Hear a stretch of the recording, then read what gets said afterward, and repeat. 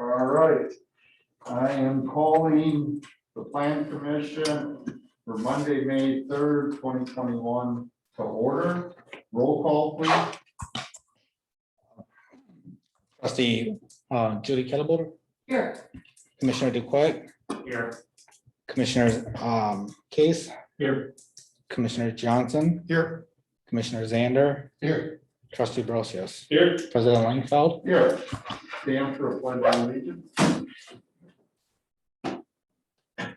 Pledge allegiance to the flag of the United States of America and to the republic for which it stands, one nation, under God, indivisible, with liberty and justice for all.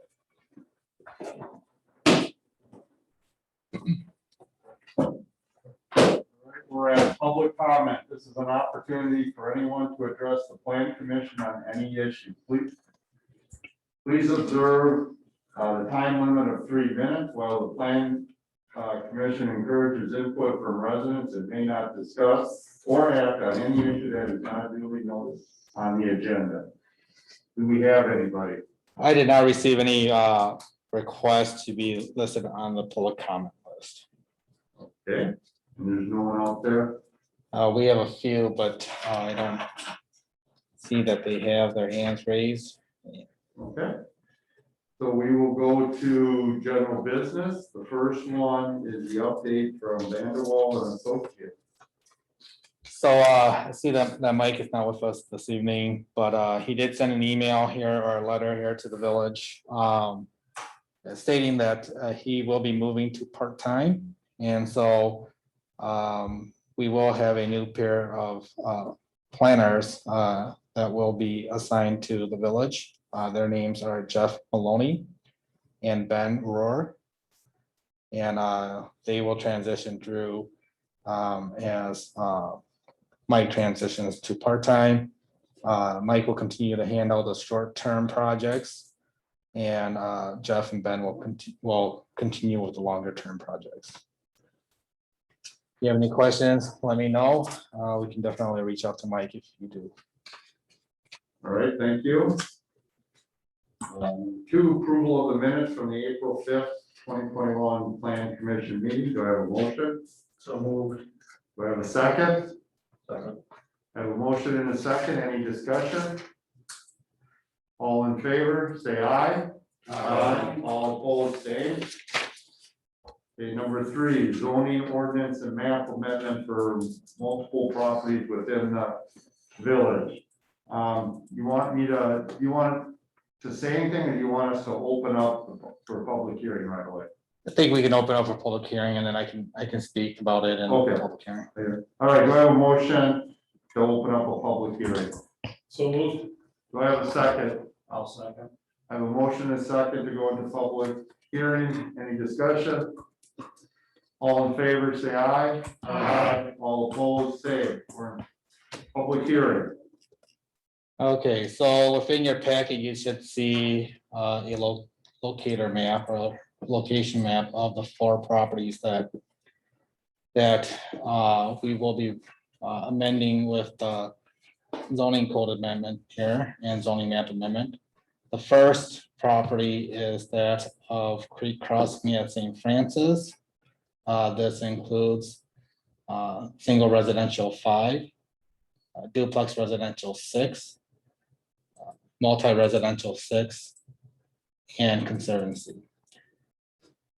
As part of your packet, you will see that I submitted a preliminary plat that was approved by the village. The final plat was also approved by the village.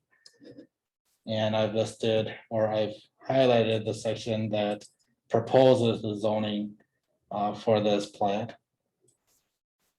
Note number 6 in the notes section. So the plat, the final plat does not record the zoning, and the process to record, officially record the zoning is through an official zoning code and zoning map amendment, and that's why it's listed here tonight. Can I just say one thing? I thought you said MR6, it should be MR8. Oh, yeah, correct, MR8. I have DR6. Yeah, I see that on there, just what you spoke, that's all. Good catch. The second property here is Scenic Valley. This property within the plat has a single residential 4 and conservancy. Again, the preliminary plat and final plat were adopted by the village. And provided in your packet, you will see a listing of the proposed zone.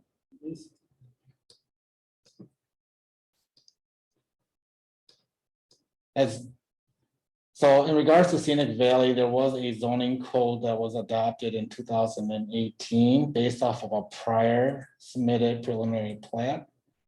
Since that time, the developer requested for a DNA of a portion of the plat, and therefore so what they did was they were required to resubmit the plat for approval, and as part of that process, this development lost 2 lots.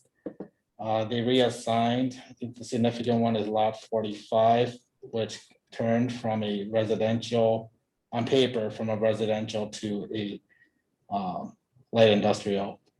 And because of the rearrangement of lots in 46 became residential instead of what was previously light industrial. So as part of this proposal to the ordinance amendment, this would fix this issue and assure that current plat, approved plat matches, that the zoning matches the approved plat.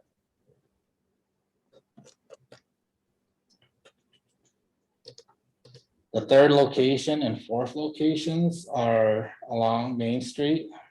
These are both planned developments in the planned development district, or rezoned to planned development district with the underlying district as Main Street mixed use. If you remember in 2020, the Plan Commission and Village Board approved these, and these are for 1909 Main Street and for 1821, which was Hootie's, now Montague's. We do have the specific implementation plans, plan that were approved as part of the process. But this would require also an official zoning designation, and we did not complete that part. The public hearing notice was posted to the Middleton Times Tribune for May 18th and May 25th. Also posted to the Village Hall and the village website. And then we also sent notification to the town of Cross Plains and the town of Berry as required by city statute. And if once public hearing is closed, the Planning Commission should consider and make a recommendation of the change of zoning ordinance and zoning map to the village board. All right, I think it's supposed to be April 18th, right? Yeah, April 18th and April 25th. Okay. The 2 weeks prior, correct. Yeah. Did I say May? Yeah, you said May, so. Sorry, it's been a long. I just want to make sure we're in public hearing, so everything's correct, so we don't have to do this again. Or 2 weeks in the future. Yeah. All right, is there anybody out there that would like to speak at the public hearing on any of the 4? Yeah, Mike. Oh, okay. Mike? I'm Mike Slavny, the village planner. I want to note for the Plan Commission's benefit that all of these amendments are consistent with the village's comprehensive plan. That is a requirement of state statute, and all of these meet that requirement. All right, thank you. Is there anybody else out there? All righty, do I have a motion to close the public hearing? Okay, go ahead, Judy. Would we normally go all 3 of them all at the same time, or should we be doing them individually? So in the situations of the Scenic Valley, And the two planned developments, the individual public hearings were held for those already, so we're not thereby changing any of that. That's been decided by the plan commission previously. This is the first time for the creek crossing at St. Francis, but because we're changing the zoning code as a whole, we don't need to hold an individual public hearing for each of those properties. All right, anybody else want to say anything at the public hearing? All right, do I have a motion to close the public hearing? Do I have a second? I'll second. I have a motion and a second to close the public hearing. Any discussion? All right, all in favor, say aye. All opposed, say. All right, so we close the public hearing. Now we need, do I have a motion to approve the four requests that were stated? I'll make a motion, we approve the zoning ordinances and map amendment for the multiple properties that were in the public hearing. All right, do I have a second? I'll second. I have a motion and a second, discussion. All right, why don't we do a roll call vote on this, please? Okay. Trustee Brosius, Yes. Commissioner Zander, Yes. Commissioner Johnson, Yes. Commissioner Case, Yes. Commissioner Duquette, Yes. Trustee Kettlebotter, Yes. President Langfeld. Yes. All right, motion carries, thank you. Number 4, 1400 Bourbon Road, Mill Creek Apartment. We'll do first A, discussion and action regarding the agreement to terminate the recorded commercial plan development district deed restriction. Do I have a motion? Want a presentation on this? Why don't we do a motion for that? I'll motion to discuss. Okay. Do I have a second? I'll second. All right, I have a motion and a second to discuss. Well, in the discussion, go ahead, Bill. Yeah, so this is for the property located at 1400 Bourbon Road, otherwise known as Mill Creek Apartments. This property previously had a commercial plan development that was included in your packet for the property previous. I believe in 2015, this property was rezoned to allow for the current use, which is a multi residential building under the plan development and the multi-residential 16 underlying district. At that time, the zoning code was adopted in 2015, as well as a memorandum regarding the developers agreement and the new restrictions and specific implementation plan and general development plan for the current development property. Recently, because of some title search by the property owner, they discovered that there was an existing commercial plan development from, I believe, 1996, 95. And so technically that should have been removed in 2015 to allow for the new plan development to be recorded. That was not done.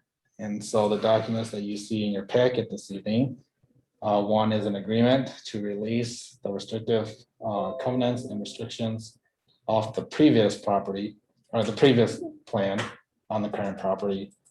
And then also an ordinance to repeal ordinance number 6-90, which created that district. We do have Paul on the on Zoom with us and Mike Slaffney on Zoom with us. And so this is again cleaning up our zoning code. All right, any questions? We're doing 8, so right now we're only looking to terminate the agreement that was prior to the agreement we have on the current property. Yeah, go ahead, Todd. This does not affect the current agreement in any way. It does not. Paul, can I have you speak to that? Right, the agreement from 2015 is still standing and is still in good standing.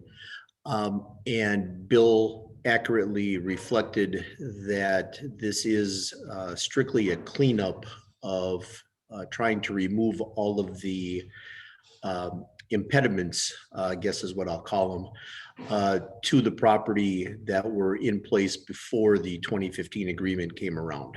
So that one will still stand after this is done. Thank you.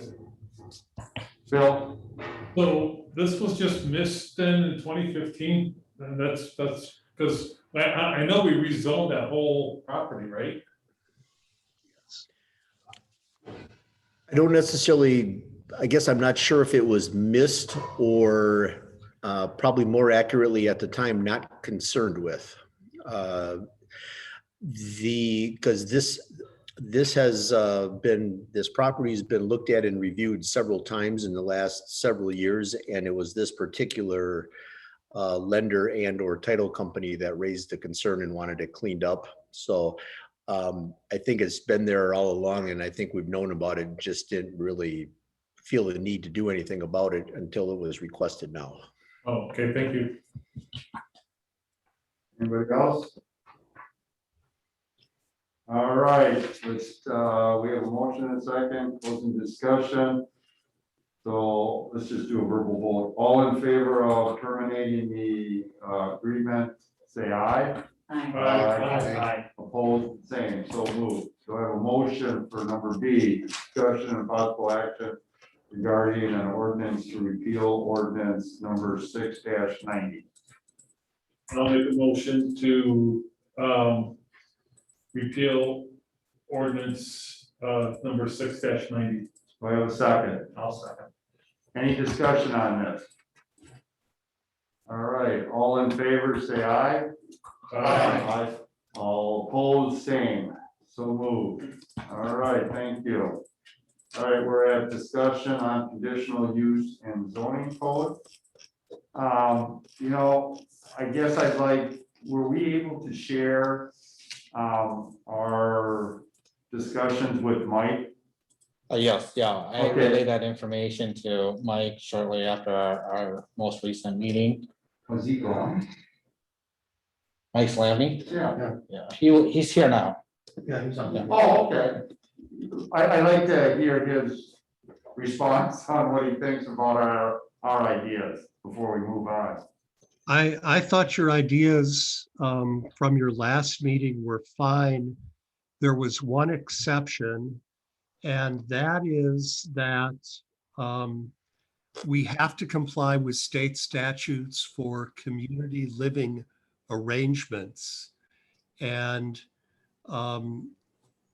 in your zeal to simplify things, in my absence from the meeting, I wasn't there to tell you that we couldn't make a couple of the changes that you requested, and I communicated that to Bill, and he understood what I was talking about. And specifically, for that lowest intensity community living arrangement, I believe you had recommended we delete those from the single family district, but in fact, the state statutes require us to allow them. Okay. Because they consider them to be single family residences. Okay. Otherwise, everything looked very good to me. I thought you did good work. Okay, so that was the only concerns that you had on the community living arrangement? Just on row 8. Okay. All right, very good. Well, thank you. Yes. I think we're starting to understand this a little bit. All right, so then, if I remember, we're at commercial land use, right? Is that when you left off? Correct. Yeah, Okay. I believe we left off here. Well, did we skip over something because we wanted Mike available? Well, we didn't make any motions or move of anything No, in the last meeting, so, because we wanted Mike to look at it, so we just stopped at that point. Okay. I thought we just skipped over one of the pages because of, we went in there. I wasn't. Did Yeah. we do that? No, I don't believe so. Okay, yeah. I thought we did. okay. So I believe the last time we had locked off on like indoor commercial, outdoor commercial entertainment, Okay. that cross references, you know. All right, so now we're on page 82 of our ordinance, or PFD 37. We're on commercial land use. Let's just go down. Anybody have any suggestions on? Well, Oh, Jay, if I could, would you mind if I have a couple introductory remarks? no, go ahead. All righty. So when we wrote this code, I think that the commission was cautious. I think the commission wanted more familiarity with these land use categories, you know, where we group things like indoor commercial entertainment. And so a lot of things on this table that have the potential to create nuisances got tagged as a conditional use. Now, you know, a good number of years have gone by, and we've seen that other parts of the code, like the noise ordinance, the lighting ordinance, often address some of these requirements, the requirements for buffers with fences or landscaping. And so if you all are leaning towards making some of these conditional uses permitted, or even adding some uses to some additional zoning districts, I can tell you that in my more recent codes that we've done, those decisions have been made. So I'm very interested in hearing what you have to say, and happy to be a resource for any questions that you might have about these. That's perfect, and I guess, I think, their thoughts, and I think that's great. I'm just trying to get a balance where I think you're right, we need to protect, but on the other hand, we also need to make it, I think, a little bit easier for businesses to come in. And if there's a business that we think is acceptable, you know, do we need to put them through the conditional use process? So I hear what you're saying, and I'm hoping that some of the ordinances that we have might change some of these boxes, but I certainly don't want to throw this all out. I'm just looking at, are there ways or changes we can make to make it a little bit easier? Right. The one kind of supreme the supreme power that a conditional use gives you is the village has the right to revoke a conditional use permit. And I've only seen that happen in, I don't know, 3 instances in my 40-year career. But it happened where repeated penalties for violations of the zoning ordinance, you know, where we had surveillance that was necessary because public safety was endangered, and, you know, we were involving some village staff, including the police department in those instances. And it just became clear, you know, that we had essentially an attitude kind of situation where the owner operator just wasn't going to comply no matter what we did. And in those instances, we have the ability to revoke a conditional use permit. In my mind, that's the main thing that would be given up by making something conditional permitted, because we have the right through our site plan review to make other requirements for the property on an ad hoc basis, even if it's a permitted by right use. For example, where we're worried about traffic at a particular corner or a particular tree blocks view. So we still have a lot of those ad hoc abilities, even for permitted by right use. We just don't have the ability to revoke the permission to have that permitted by right use. Bill, you want to say something? Yeah, so this is my first planning meeting, and can you kind of tell me what your goal is, what you're trying to accomplish with? All I saw was a spreadsheet, and. Yeah, what we're doing is, this is an ordinance. And what we're trying to do, like with all ordinances, as you saw tonight, we need to review them, and we need to see if this is the standard we still want to hold. So, yeah, what we're going through is through each of these to see if there's something that needs to be changed, and we've modified some of these. Times have changed. I think the biggest thing is the state makes it harder to deny a conditional use permit currently. And, me personally, seeing, some of these businesses come in here 3-4 times because of it. I think it's, I'm trying to also look at, are there ways we can make it, the village, a little bit more business friendly? That's kind of, for me, the two things. One, we just want to make sure these things are still what the village, as a village, wants. And two, are there ways to make it easier for businesses to come in? Okay, so are you taking the ordinance and putting it into a spreadsheet, or was the spreadsheet in the ordinance? This is in the ordinance. Okay, So we've gone through the other pages and we've made, and when we're done, we'll get ones that are highlighted on what are we changing. okay. We've eliminated some and we've changed some from C to P.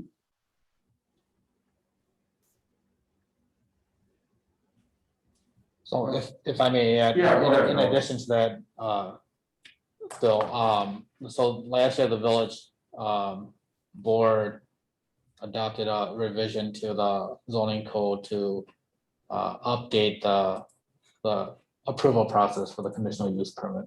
Mhm. And as part of that process was the requirement to grant a permit based off of scientific evidence. Great. And so if for example, if an applicant is able to provide that scientific evidence, then the plan commission, the deciding body on a conditional use permit, would have to grant it if it wasn't able to provide competing evidence. And so in addition to per se adding conditional use permits for certain categories, we also looked at potentially removing the conditional use requirement and having that just as permitted Okay, by right, and so that we wouldn't have to, so that we wouldn't require that scientific evidentiary hearing for processes that would otherwise be approved. okay. Like Judy? And I can't remember, so whatever we change here, it doesn't have to go to the board. No, this has to go to the board. In the future, conditional use permits don't go to the board. Okay, This so is if the we change board's- This goes to the board. Absolutely. Yep, because this is really gonna be kind of the last shot for the board to decide what they really want to see. Or what they want to permit. I mean, the conditional use permit, they won't see anymore. All right, anything else? I have a question, maybe for Mike. What would you consider for like indoor commercial entertainment? I'm just thinking places like a business that's got golf simulators or like indoor batting practice facility, or even like an indoor go-kart track or something like that. Would those be indoor commercial entertainment? Right, and again, in the zoning code, in the pages following this table, All of these things are defined with examples, but other examples would be a restaurant or a tavern, a bowling alley, a movie theater, um, an opera house. So, they range from something, very small and benign to something, that's going to cause traffic issues in some cases. The main reason the indoor commercial entertainment is identified as a conditional use permit is sometimes there's loud thumping music, and it can kind of migrate to the store next door or the apartments upstairs, even through the walls. And sometimes there are late operating hours, and we're very close to a residential neighborhood, and the good time that's been had inside, sometimes makes it out to the parking lot. So particularly for these indoor commercial entertainments uses, these are violations typically of our noise ordinance, or they're things that can be addressed by limiting the hours and days of operation. So again, we have the ability to do that with permitted by right uses, and we have the ability to enforce things like noise and traffic ordinances with the rest of our zoning code and municipal code. And a lot of communities have made these permitted by right. We lose the power to revoke these uses, and we would lose the power to only grant them to a particular operator. But these violations are pretty rare, and usually a phone call from Bill, takes care of it if there's repeated complaints about things. All right, let's go in order, because if we jump around, we're gonna just end up redoing things. So let's just start this off with, we're on page 82, we're in commercial land use.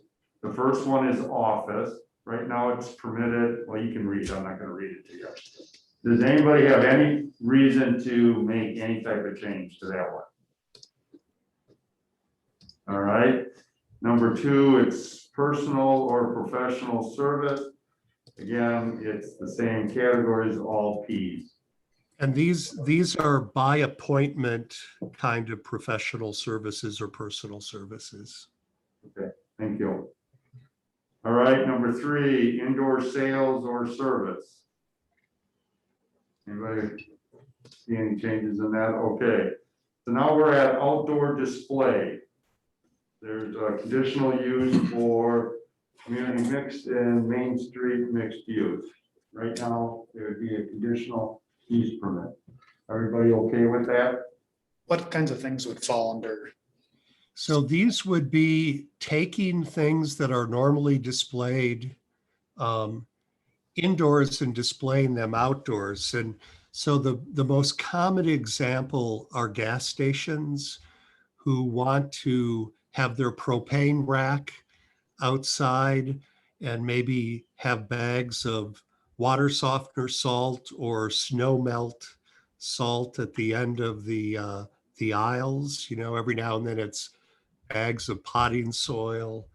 Here's another one. Right. You got Piggly Wiggly, World of Variety, get it. These tend to be pretty benign kinds of uses. A lot that's selling cars is a different land use that we get to later. So these are really selling retail items outside. I think why it's important to have some control is if all of a sudden we have businesses like putting things on the sidewalk or the terrace, the ones that have it within their property is one thing, but it's kind of like Maxwell Street days on State Street, That's what I think this is to make sure we have some control over. What I was wondering is would we consider it a conditional use for neighborhood mixed use too? If it's a conditional use or some I small? can tell you that's been a popular addition to this list in other communities where neighborhood businesses are looking to kind of outreach to the neighborhood a little bit and, might put a limited number of things out along the side of their store and take them in at night. I don't have a problem expanding. What are other people's feelings? So what he said, we would add one more C to the next column to the left. The neighborhood mixed use. Neighborhood mixed use.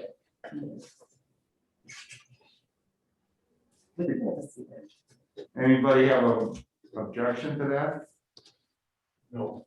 All right, Bill, you want to just add that to the list that we'll put out? All right, then we have production shops. Right, can you explain what that is? So these would be things that involve industrial type activities on a very small scale, like having a ceramics kiln or making metal jewelry, or making things out of wood. So, power tools are involved often, but at a very small scale. And so that's why we've got them as permitted by right and also include them in the industrial districts. What about something like a blacksmith or farrier? Yeah, that would also count as an artisan production shop, Bill. All right, anybody got anything they want to change on that? What is the second column? I just can't read it. It's got a C in it. That's rural holding. That's our agricultural district. So somebody like the blacksmith might be better served out there so they could shoe horses. So they would need a conditional permit for that if they're rural? Yeah, And the reason we did that is, we want people to annex into the village and, we'd like to get them on public services so we don't create gaps in the utility district. But, every now and then somebody does bring in a farmstead, and for a while anyway, they want to keep it operating as a farmstead, maybe including having animals. So we just wanted to be careful we weren't approving something permanently that was a bad idea when it became a neighborhood, in 10 years or so. yeah. So under the new state law, we can even put time limits on a conditional use permit. And a blacksmith in the rural holding district, I think, would be an excellent example of something we might want to consider. So the next one, number 6, is physical activity studio, and we have that all with conditional use.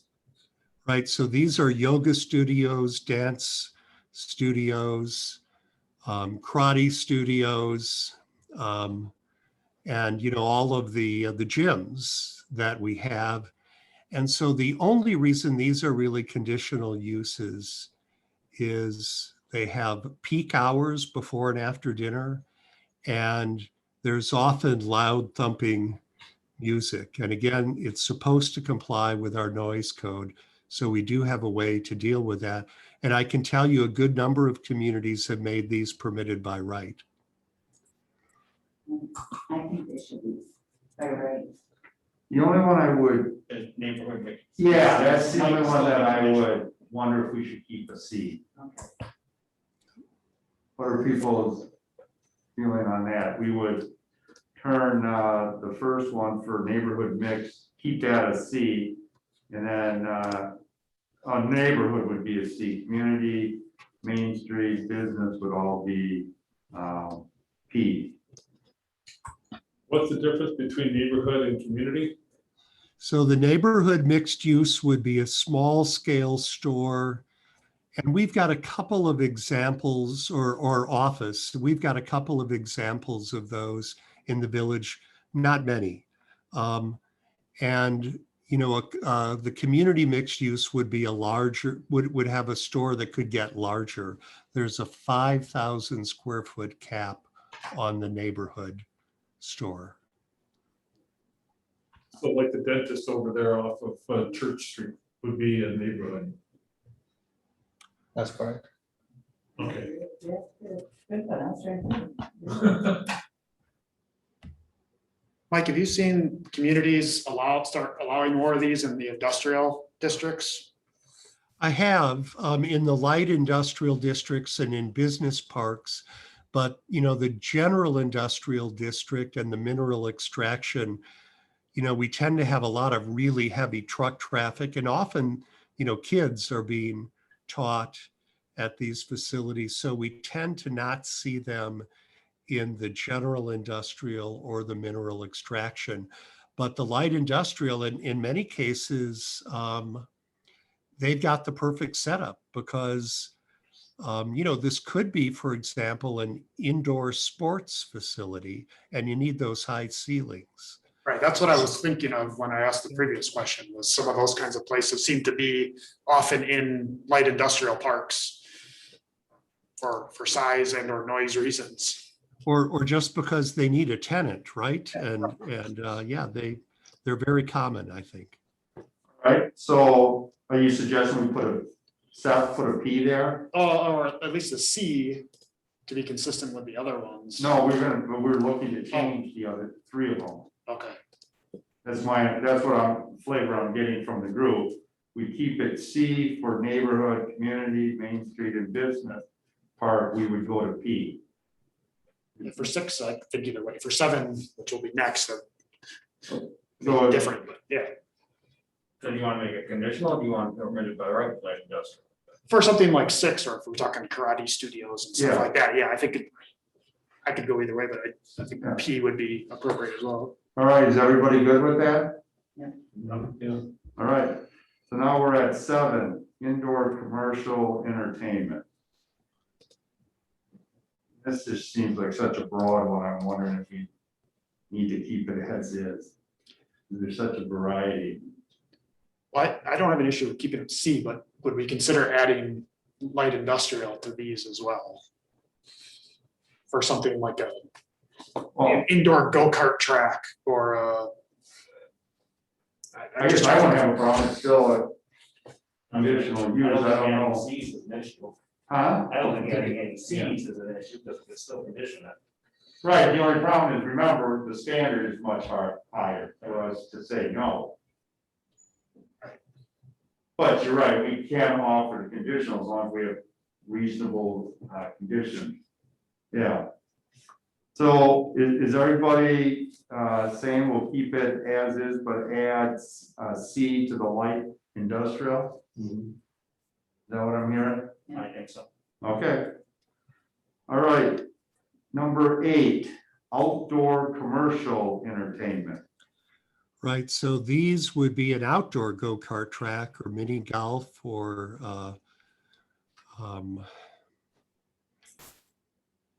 a sports stadium or a stock car track. But it can also be the volleyball courts behind the tavern. So again, these vary in scale. And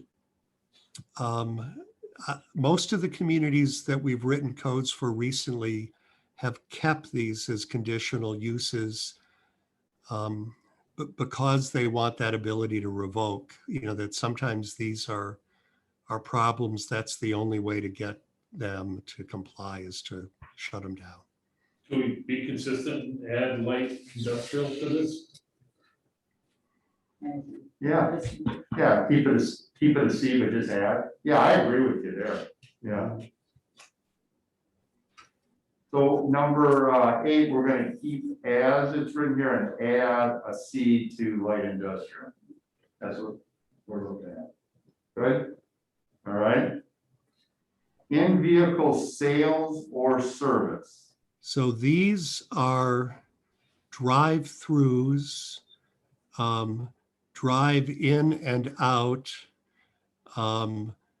uses. So an oil change place, a fast food restaurant, the drive-through on a bank, a car wash. And these are ones that we've got a handle on in our site plan review.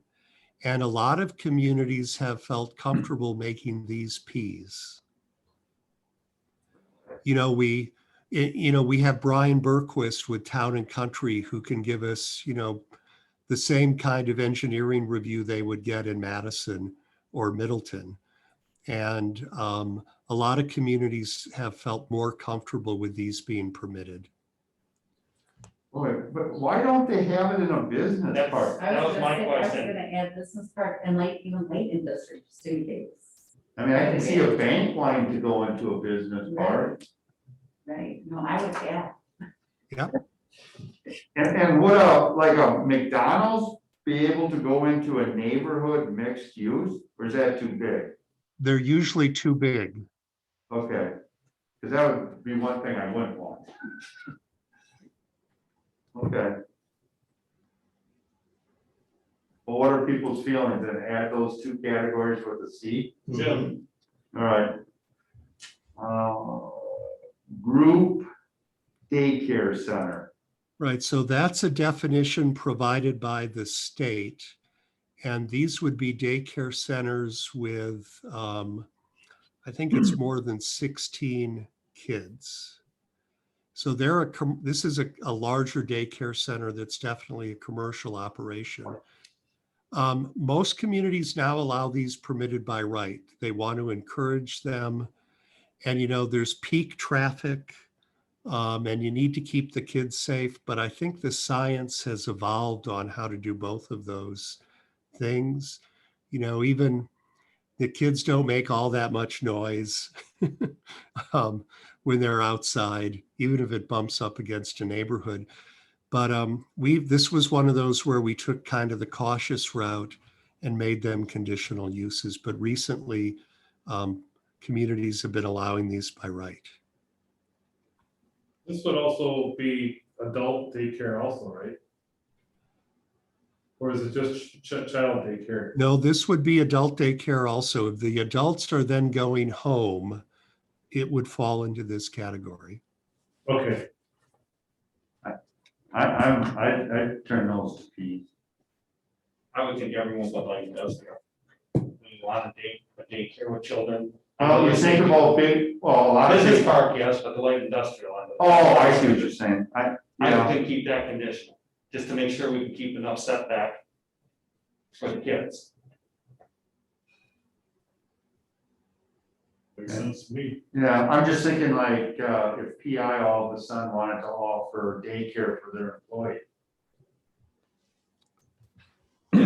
They come when we say. Oh, yes. you would still make it a conditional Yeah, use. keep it- Oh, I thought you were making a blank. No, keep it conditional. Oh, okay. Light industrial would be the only one I can see keeping conditional, the rest of them I think would be permitted, that are already there.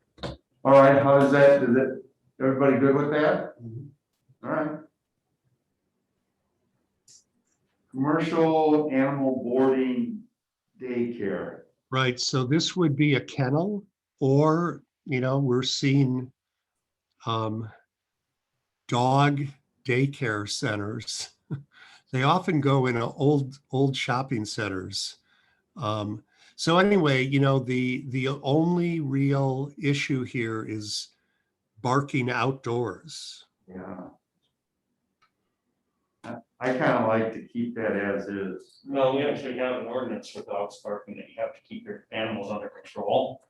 Well, yeah, but I'm thinking of it, if you look at the dog care that we have on Bourbon, when you walk the park, you're barking.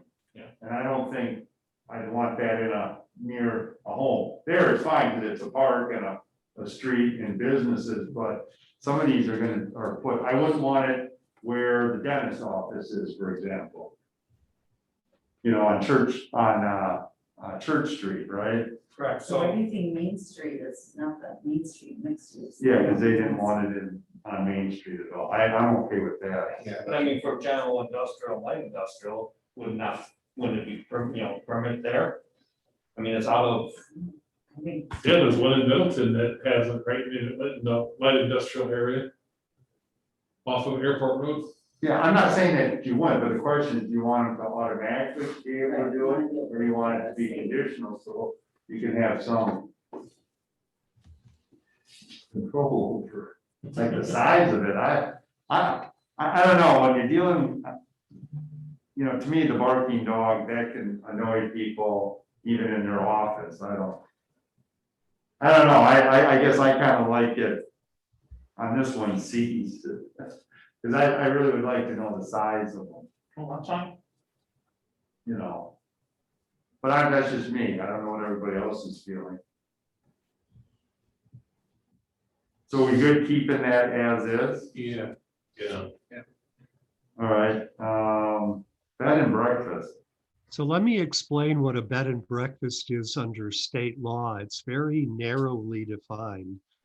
A bed and breakfast is a residence, and it can only operate when the property owner is at home. So it's a little bit different than an inn or a hotel in that the owner operator has to be present when it's operating. So you often find these in neighborhoods. Usually it's a pretty big house that has a little bit more parking on site than normal. But they're often allowed in neighborhoods, and you know, we still have our commercial areas. There's still many homes in the commercial area. So this mix of zoning districts, including the rural district, would be very common. The question is, do you want to have the ability to shut these down if the owner operator is just not really capable of managing the bed and breakfast? That's why they're conditional uses, but they're very rarely a problem because the owner operator is present on the property. Right, but let me ask you, because actually, in Madison, we ran into huge problems with the Airbnb where you rent a room or. Yeah, those are different. Okay. But I would like to have the ability to shut them down, what's the penalty for state statute if they don't meet the state Well, statute? they need to have a state license, and they can lose their state license, but it takes forever. And we've had to shut down a couple of them in Lake Geneva that were catering to bachelor and bachelorette parties. And, you know, really disrupting the neighborhood. And it turned out the owner was never there, you know, that they had hired someone to run it. And so they were under a lot of violations, and it was just taking the state forever. So the city yanked their conditional use permit. All right, I think I had Judy and then Todd. No, No, I missed Judy. I think, I don't have a problem actually in the rural holding to make that a P, or even where it says neighborhood mixed use. I wouldn't have a problem to, make that those into Ps actually. Well, I think it gets, to me, it would be at any of them, if you have a problem one that the owner's not there and they're basically letting, let's say, college kids come out and do it, and it's a big hassle, that's why I asked about state, how are we gonna shut them down? You know, the only part we have is using, if we have a conditional use, we can pull that. If it's a P, then they get it, and we have to go through state statute. And the problem with the state shutting it down is they look at violations of state statutes rather than behavior. And so it's really a lengthy process for the state to shut them down. They don't want to, because, you know, they aren't monitoring the situation. They don't get the police calls the way the municipality does. What are other people's feeling? Keep them, see. Yes. I think, most of the time, it's not gonna be a problem, but, you get a bad apple. I think occasionally you are gonna get a bad apple, you want to be able to do something about it. Yeah, and anytime you get that in a neighborhood, you're just gonna get tremendous pressure to deal with it, and it's not fair for the neighbors to have to deal with it. You okay with us leaving it then, Judy? Yeah. All right. So vacation rental home, Now, these are like Airbnbs, but they're year-round. They can be rented for a night. And, the state has their short-term rental program, and that's a different land use. That one we can put more tighter controls on. So the vacation rental home is truly, you're going on vacation and you want to rent your house to somebody for 6 months, or you're going to be out of town one weekend, and you want to make it available through Airbnb to rent for that weekend. So they don't have to have the owner present. They aren't present, in fact, because their bedrooms are being used. And a lot of communities want to keep a pretty tight rein on these, so they've allowed them but required them to be conditional uses. and I certainly would agree with the problems we had in Madison. I'm gonna agree with that. Yeah, we need to have some type of control. Everybody okay with that? All right, commercial indoor lodging, that's your hotel, right? That's hotels and motels, which are defined very clearly by the state. And it's about operator skill. Sometimes these get taken over for transient housing. The county sometimes starts renting a pack of rooms for poor people. So a lot of communities want to keep a pretty tight handle on these. What about,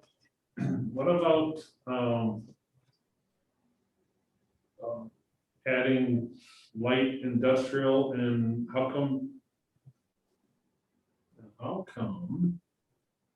it's not under rural housing? Because they're going to need public water and sewer. Okay. But what about light They have to be industrial? sprinkled, and they need public water in particular. Makes sense, yeah. I don't have a problem adding light industrial. But we'll add a C, right, you were talking about? Yep. All right. Boarding house, The new hotel went into Mount Horeb in a light industrial district. And several others that I'm familiar with recently went into light industrial districts as part of housing, traveling business people wanting, that are visiting local industries. yeah, I think we'll add that one. All right, boarding house, So a boarding house is also a lodging facility, but people are renting a bedroom, and they're serving dinner. That the dinner comes with your rent. And sometimes these are co-ops. You can buy in. It's a way for a single person of modest income to build some equity, because you've essentially, you're buying your share of the boarding house. So the co-ops in Madison, in our code here, would be regulated as boarding houses, because we can't really regulate whether they're renters or owners, but otherwise they're just like boarding houses. They're not very common anymore. I stayed in one once when I was starting a job, and we had to find a a house, and my wife was still finishing her law degree. So for 3 months, I stayed in a boarding house. They're pretty rare, but we need to have the possibility of them in town. I think in part because they're a lot rarer nowadays, people are kind of uncomfortable with the idea. So they tend to be regulated as conditional use, even though I really haven't seen a problem with them. Mine's just, yeah, I don't know. As soon as we change it, all of a sudden we get a boarding house. None of us know what we're doing. All right, everybody cool with just leaving it as is? All right, campgrounds. Anybody question? That makes total sense to me. The only question I got on that is conservation area. Right. So is this public conservation area or just, how is that defined? Yeah, so that Bill, that could be either a public park, and some of them have campgrounds, or it could be a private conservation area. So often there, it's a very limited number of campsites, and there's no electric or water. So because they can vary widely, and because particularly in the rural district, there's no one staying on the property that's an operator. We like to make them conditional uses just to keep them in control. Oh, I definitely want to keep a conditional use. I would just questioning putting a campground in a conservation area. Right. So if we had, think of the Swamp Busters property. For a long time, that was really under a private conservation easement. And theoretically, it could have had a couple boondocking sites where, somebody could pitch a tent or pull up a trailer and, they'd be self-contained. It never came to that, but that's becoming increasingly common, with this van life thing, like out of nomad land. That's a thing. And is that something like the Ice Age Trail? They've got those campsites. it could be, exactly. They Yeah, have those okay. lean-to shelters. Yeah. All right. I'm good then. All right, anybody else? We're all good? All right. Indoor maintenance service. Right. So this is a place that fixes equipment. It wouldn't be fixing cars or other motorized vehicles, but it would be, fixing vacuums or in the old days, maybe radios or TVs or computers. Not very common, although in Sweden now, you have the right to, they have a right to repair. If you buy something, the place that sold it to you has to repair it. So maybe we'll see more of these in the future. Pretty uncommon. We had them as a conditional use in the Main Street district, just because something like appliance repair requires a loading dock.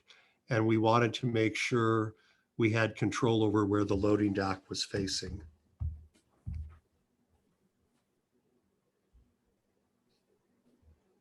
All right. But we didn't care about where the loading dock was in the neighborhood or community mixed use? Well, we might be worried about that as well.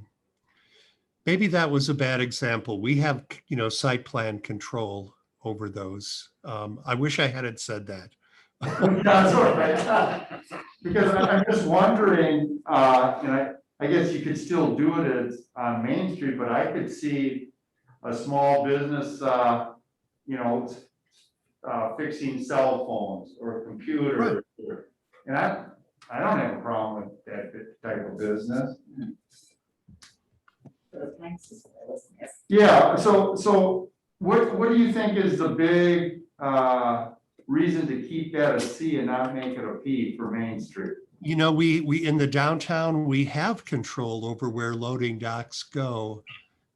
I can't think of one. We aren't going to finish up with this whole table tonight. Oh, yeah. let me go back to my notes in some of my recent communities and see if I can give you any kind of reasonable explanation for why it's a C. For the life of me, I can't recall. Okay, that sounds great. Hey, Jay. Yeah, Hey, Mike, can we take and would we be able to do like indoor maintenance service small and large and define the difference between the size of something so you can eliminate the appliance but allow the cell phone? We could add another use, and I wonder in the end if it really matters. I like to repair my appliances down on Odana Road in a very retail area, and they fit in just fine. They're in the same business as an athletic club, and it's never been any problem. So, let me see what I can find out about that, the reason why it's a C, and report back to the group. okay, that sounds great. Appreciate it. So we'll just skip this one, move on. Outdoor maintenance service. And that's basically the CC in business and lighting. Right Okay. now, yeah. So this is often, it's pretty old school, but we can all think of places that would repair things outdoors. And simply because maybe they didn't have enough room indoors.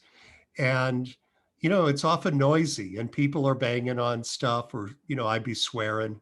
And so we want a handle on that. And if somebody wants to take their indoor repair and start repairing stuff out of doors, we want them to come back in and get permission to do that. Historically, so we've made it a conditional use. That makes sense to me, and I think it's great that it's restricted to those two areas. Well, what about rural? Well, because see, rural, we get back into, to me, do you want a huge area that's loaded with stuff outside? I mean, you gotta remember, this is rural within the village, so let's, I can't even think of where we would add. rural. On Brewery, just behind my house there, that one's still rural holding. And that's still in the village? Yeah. Okay, so would we want like a place there with all kinds of stuff out? I think this is more, and like I say, we're dealing within the village itself when people just have too many things in their driveway or park things on their front yard. Right. I just think it's hard to make it keep nice when you work with things outside unless you bring them in every day. I'm fine, I just wanted to ask a question. Yeah, I would, In my opinion, when you take the C out of the business park and move it over to general industrial, do you want people banging on something next to businesses? Or would you rather have it in an industrial section where they're already making louder noises? I don't disagree with that, but I guess it depends what the business park is. I mean, that's what I'm saying. I don't mind leaving it, I guess, in the business park.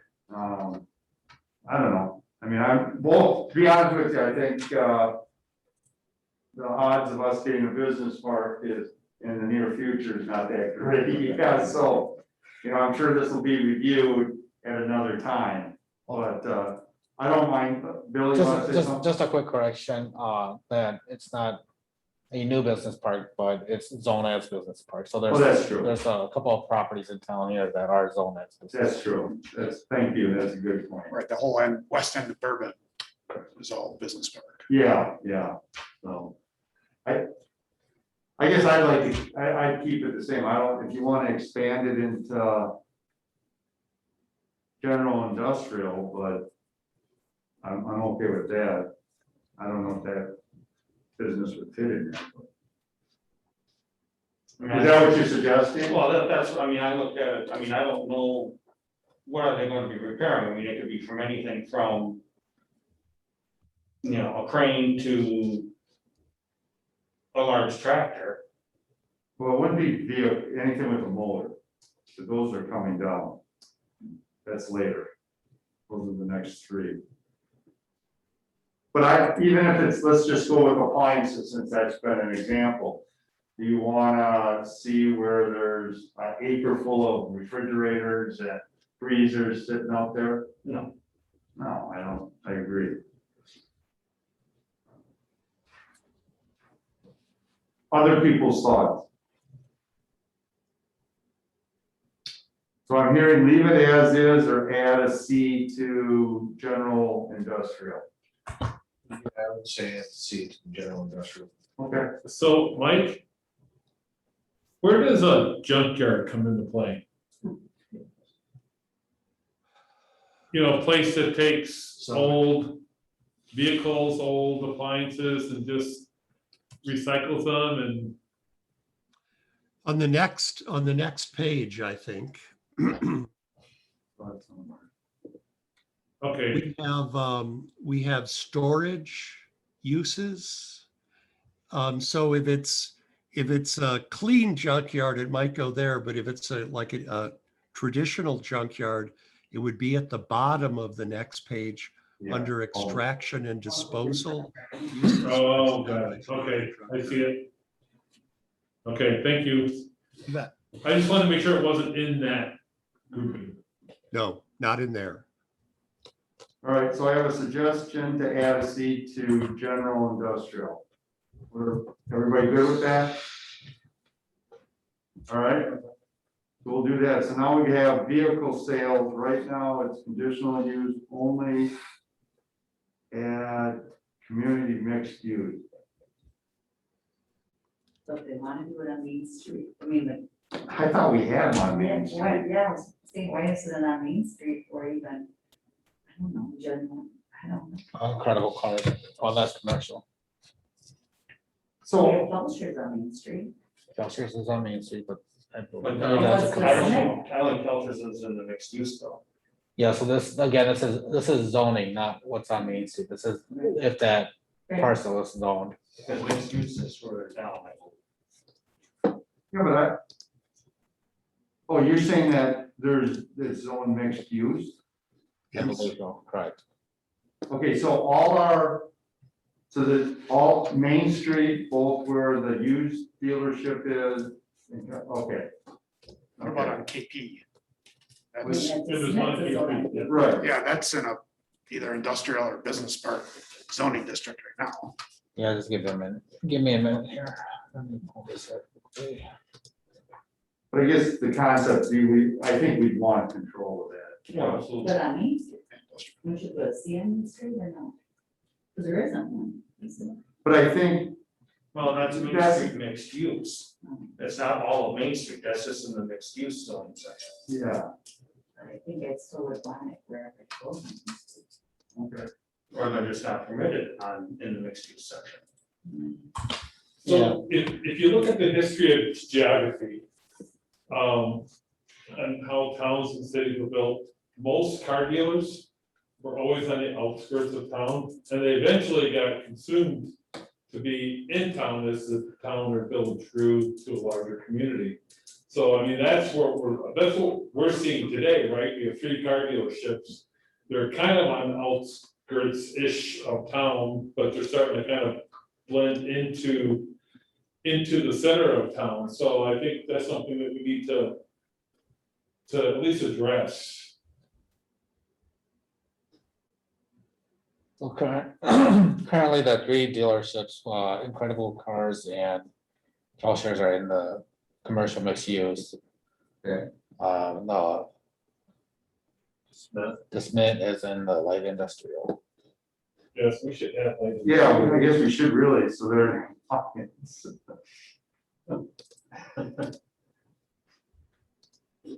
So, and Julie would like to add it to Main Street. This one is- So we would add a C to Main Street and a C to light industrial. Does anybody have a concern with that? It makes sense to do that. All right, let's go ahead with that. And then with vehicle service, it's in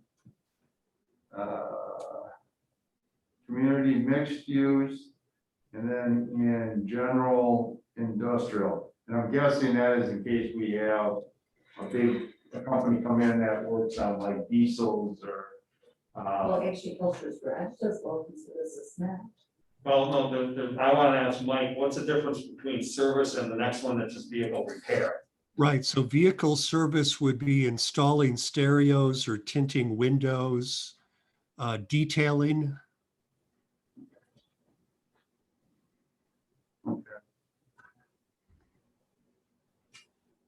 At a minimum, I would think we'd add light industrial. I would say that industrial too. yeah, me Be too. consistent with vehicle repair. Yeah, Right. But I also, the Culture's kind of, they used to do detailing, and who says they wouldn't go back to it? I mean, like. but they're in, They're in the, They're in light Fair industry. enough. so you're looking to add a C to light industrial, right? Yes. yes.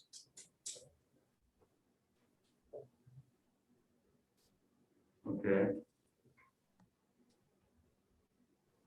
And then for vehicle repair, it would stay what we have right now, right? Well, so Mike's is on Main Street.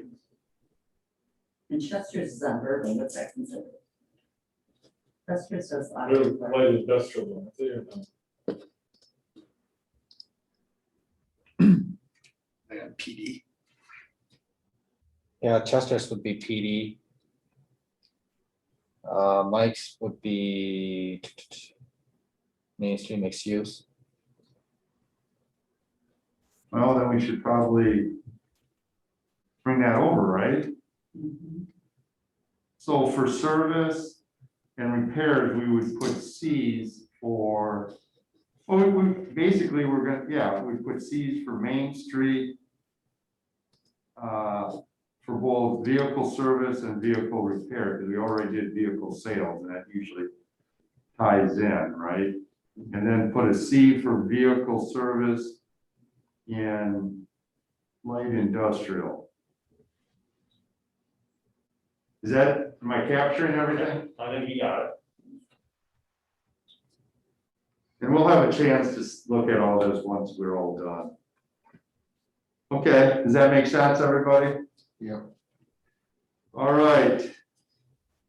Intensive outdoor So activity. this would be the really big, noisy outdoor entertainment. So stock car racetrack, a ski hill, an amusement park, a water park. Okay. So why, we would have it in community mixed use, but why do we have it there? Have you seen the new park we got over in? I'm just wondering why we have it in that one and then we go all the way over to general industrial. I see rural holdings, I can understand that, you have space. You know why it's in community mixed use and none of the other? Yeah, well, sometimes you see these uses on the main highway. So like Rookies, Oh, is borderline one of these. So sometimes these are kind of a remnant because they're on the old main highways. okay. Everybody okay with that? I mean, again, I'm not gonna wait, I doubt if we're gonna get anything that big. So. All right, sexually orientated land use. So this would be like a strip club. So what, do we really want that here? Well, In any form and any, Well, don't we have to have it listed so we can say? that- no, you need an ordinance, I thought. We have an ordinance Yeah, well, opposed to it, Yeah. but But is it you have a like we license have to fee. have it? But you have to have one place, one zoning district in the community. Oh. Even though our ordinance said you can't do it, we're zoning for it if possible. Can we put it in the quarry? Where does massages go? Mike, where are massages under? A massage, if it is a legit massage business, it would be in personal and professional services, like a massage therapist. If it was, Joe's Japanese baths, it would probably be in sexually oriented land uses. One down Yeah. Glacier.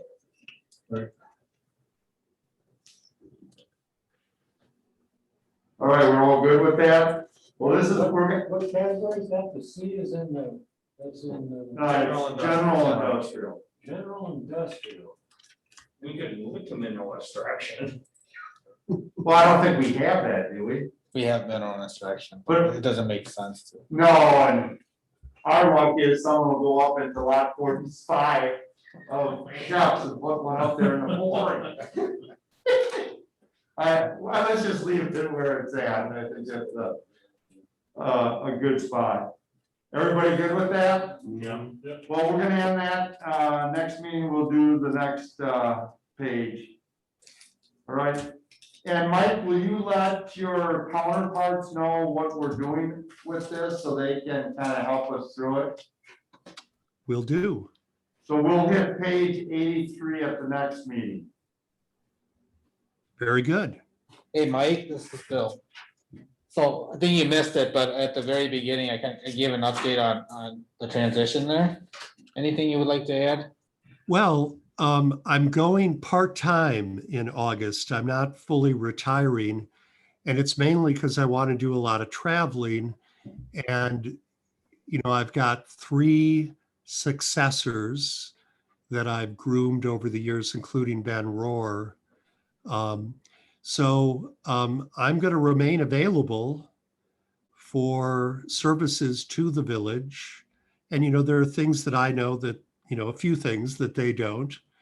And I just wanted to give you a heads up that the people that you'll regularly be seeing at the Plan Commission meeting starting in July will not be me, but I have not fully retired. You'll be here for the June meeting, right? I'll be here for the June meeting. And if you would like me to attend the July meeting, I'll be here for the July meeting also. I go part-time in August. Yeah, we should, I am guessing that we'll be done with this by the July meeting for sure. Because they get a little bit easier now that we're past, some of them are no brainer.